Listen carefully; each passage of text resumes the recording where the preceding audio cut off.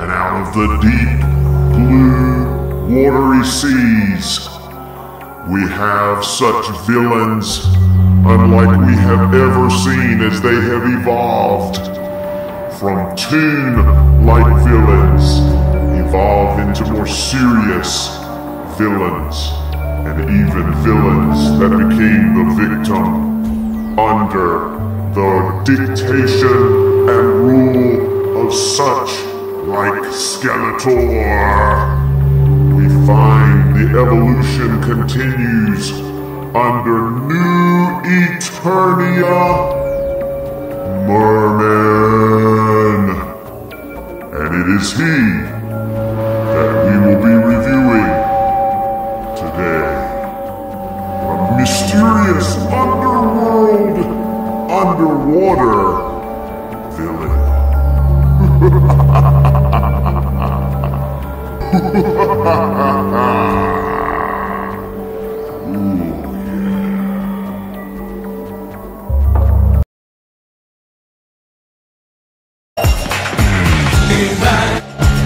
Super Dave here with another Super Dave review.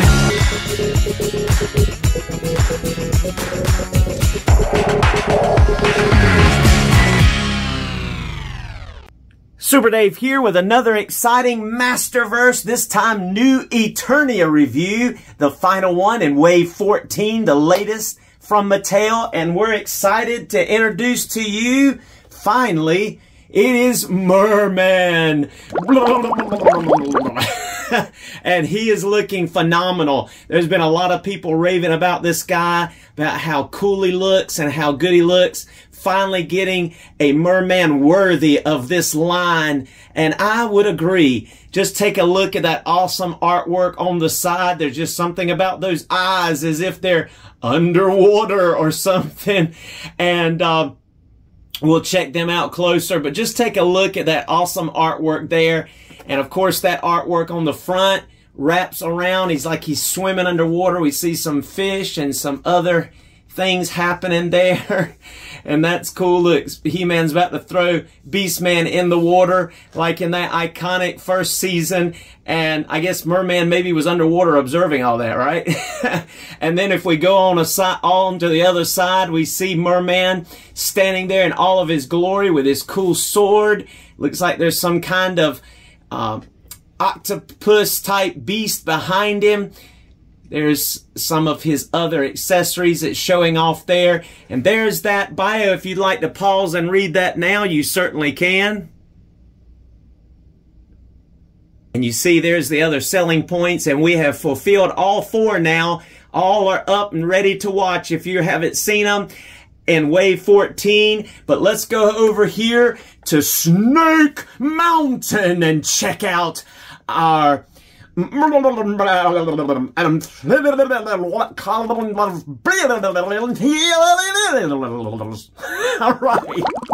And it is time for us to take a look at our New Eternia Mer-Man.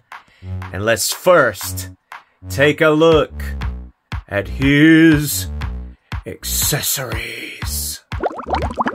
And first of all, our Mer-Man comes with two sets of hands.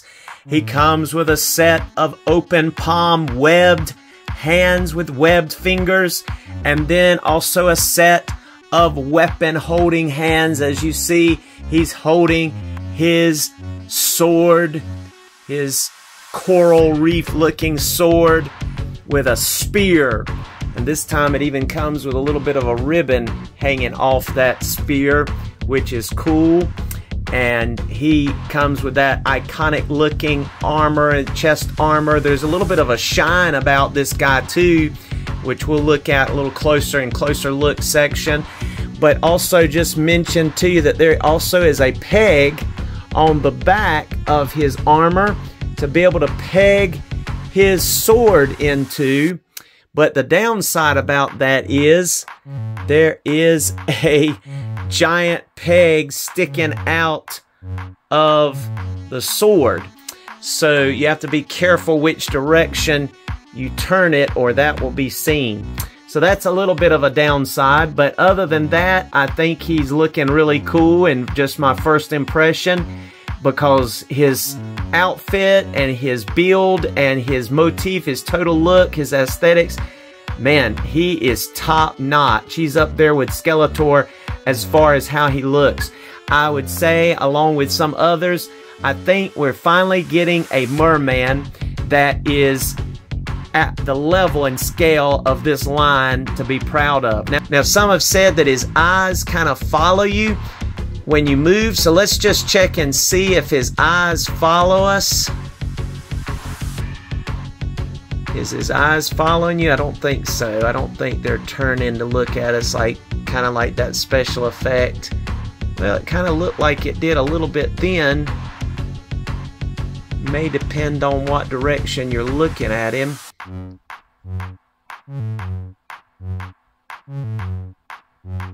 They do a little bit, but then it has kind of a cutoff point, I think. And we'll look at it in some brighter light and closer look section.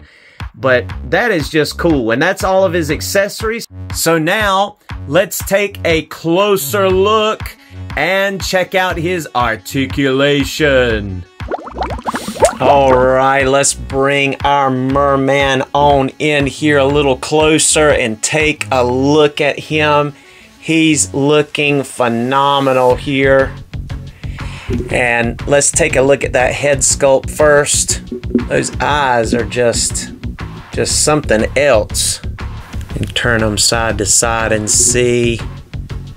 I don't see them following us the whole way, but it does look, I mean, they are definitely interesting. I think they follow you that way more than side to side. Yeah. See, like he's looking at you there. He's looking at you straight on. And he's even looking at you when you go down. So yeah, I think his eyes follow you if you turn his head up and down, but not necessarily side to side. Okay, cool. But that still is a cool feature though. Alright, just take a look at this outfit. There is, you might not be able to tell it in this lighting, but there is like a metallic wash over his body, like a shiny, like as though he's in the water almost, I guess, kinda in a way. You can really see it here on his ear, like just a faint shiny wash. It's really concentrated on those ears, but it's kind of scattered throughout his body. You can even see it in the yellow on his hand, and you see I equipped one of the webbed fingered hands over here on his right hand, left hand. And all of these are horizontally hinged. I wish this one had been vertically hinged since it holds the sword. See the jewel in the sword? The sword is very gummy, very, very soft, like unusually soft, but at least it wasn't like warped like sometimes they are when they're really hard and rigid.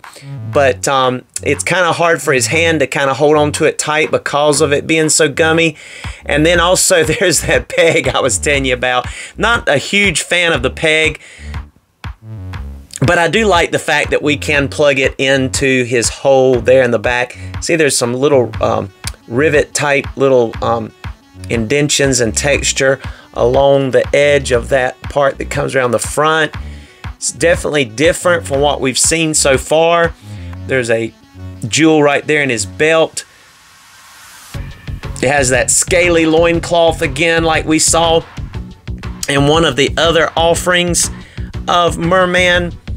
Well, no, we haven't seen one like that. Yeah, that's a first, I believe. I believe that's a first, but that's cool. It's scaly. We've seen that on somebody, but this is definitely new for Mer-Man. And you can see those scales that, or those horn-like things that come off the back of his shoulders there. You know, I say it's kind of like, almost like a coral type theme, but looking cool. Even these shins over these shin guards, not really boots, but shin guards here that he has, looks really cool with a gold feature to it. He's just really cool. See how it bleeds from that almost dark aqua green to his yellow. So really looking cool. All right, let's go ahead and look at his articulation now. He's going to be able to look up about that much. He's going to be able to look down all the way. He really doesn't get a whole lot of pivot, unfortunately. I was really hoping he would, because there's no excuse for him not getting a lot of pivot. There's not anything blocking all the way around. I don't know, it's something about the way they do the ball joint and the hole in the top of the head, because some figures get really good pivot and some do not, and this is one that doesn't really. Even if you bend it that way, it bounces right back. Of course, he's going to be able to go side to side very well. And this is another miss to me, because of the way they've been doing Skeletor with the movable jaw. Because of how well this part comes down to hide where the joint would go for the jaw here, I think it's a real miss that they did not give him an articulated jaw like they've done Skeletor. They could have easily constructed that, but he does have an open mouth with those teeth really well painted. The paint apps are really well done around his face and ears and everything. And I must say, I think this is my favorite Mer-Man head since, you know, some of the incarnations we saw in classics. This is my favorite Mer-Man head, and I love the way it looks. It just looks, just the quality of it. Of course, the eyes help, but even the mouth and even that, you know, the design around his eyes and face, just all of it looks good. And of course, this body armor definitely helps as well, but his arms are going to get full 360 here. He's going to be able to get a T-pose there. He also has bicep swivel, double jointed elbows that get excellent range. Again, he has horizontal and swivel at the hands. He also has a good diaphragm. See if this is going to block it. He'll be able to crunch forward about that much with all of this on him. And he's still going to be able to bend back a really good amount. Look at there. That looks good. He's bending back a good amount. And so let's see if I can.